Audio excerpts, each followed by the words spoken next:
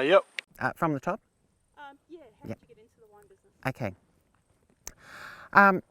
I come from a long line of farmers going right back to Ireland in the 19th century, so farming's in my DNA. Specifically, I got into viticulture because I met and married a dashing young winemaker, and we were two kids with a dream. And we did some research that showed that Tumbarumba's climate is very similar to Dijon in Burgundy. And so we came here to plant grapes. And I think grape growing for me is that combination of gardening, and I'm a really keen gardener. So I have 17,000 of the same variety here, and with chemistry. And I'd done a fair bit of physics and chemistry at high school. And so the growing of the grape, developing the flavours, and it going on to wine is just something I took to like a duck to water. Fantastic. How's that sound? There's no rubbing or anything? No, it sounds good. pretty clear. Okay. What do you enjoy most about your job or craft? Or what do you refer to it as?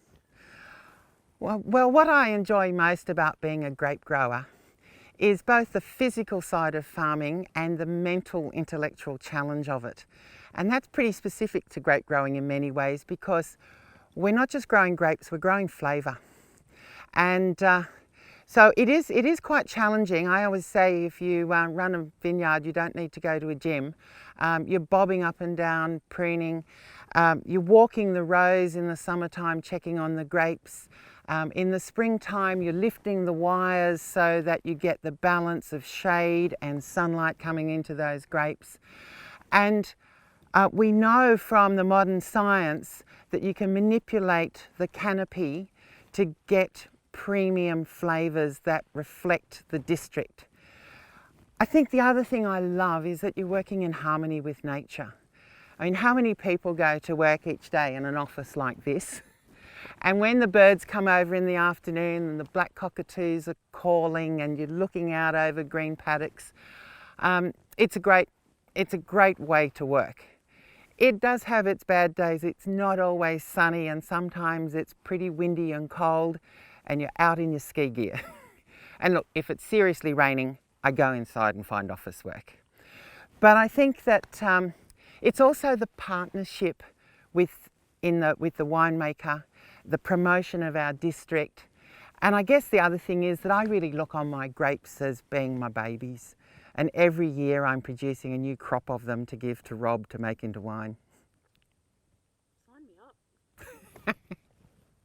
Told- Yeah, I think we decided to touch on that last question. Yes, that's why I stopped myself. Yeah.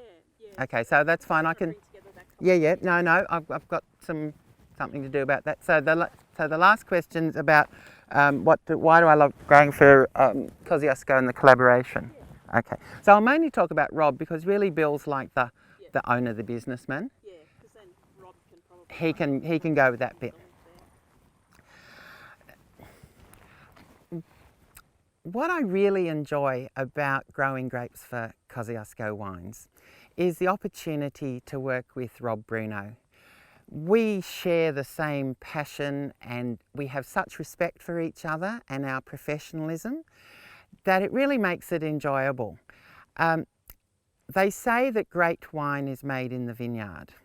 In other words, the flavours that come into his winery that have left my vineyard that morning are what he has to play with. But his job is to enhance it, and that's in the chemistry of how the temperature of the ferment, how much wood he uses in the oak barrels. But also, if he makes a mistake, we lose the flavour.